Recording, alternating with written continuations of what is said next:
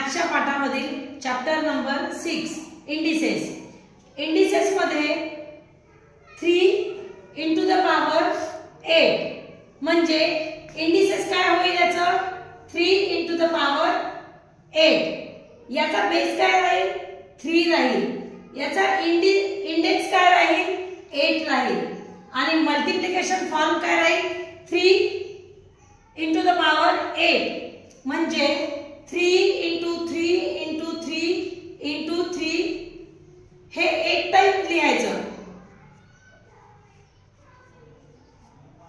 1 3 into 3 into 3 into 3 into 3 into 3 into 3 मग या सगळ्यांचं मल्टिप्लिकेशन करून याची व्हॅल्यू काढायची।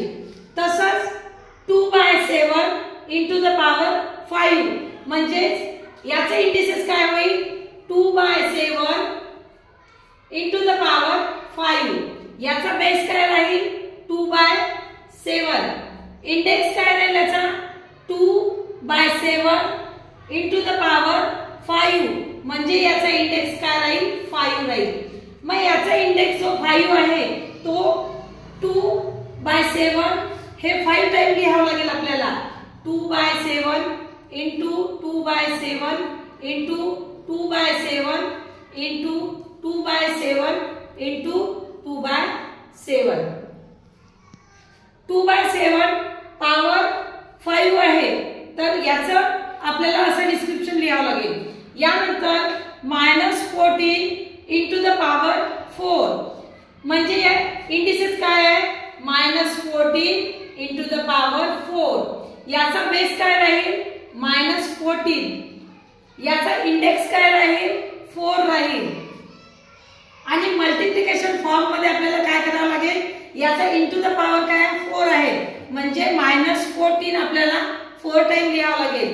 -14 into -14 into -14 into -14 या -14 आपण ब्रॅकेट मध्ये घ्यायचं, याला ब्रॅकेट मध्ये घ्यायचं म्हणजे जे मल्टिप्लिकेशनचं जे साइन आहे ते आपल्याला स्पष्ट दिसेल। आणि जेव्हा हे ऑड मध्ये याचं साइन असतं प्लस किंवा मायनसचं ऑड मध्ये साइन असतं तेव्हा ऑड मध्ये याचं आन्सर पण निघतं साइन मध्ये आणि जेव्हा इव्हन मध्ये याचं साइन येतं जसे 4 टाइम आलेला आहे -14 -14 -14 -14 तर याचा आन्सर कशामध्ये येईल प्लस मध्ये येईल। कळलं सगळ्यांना? चला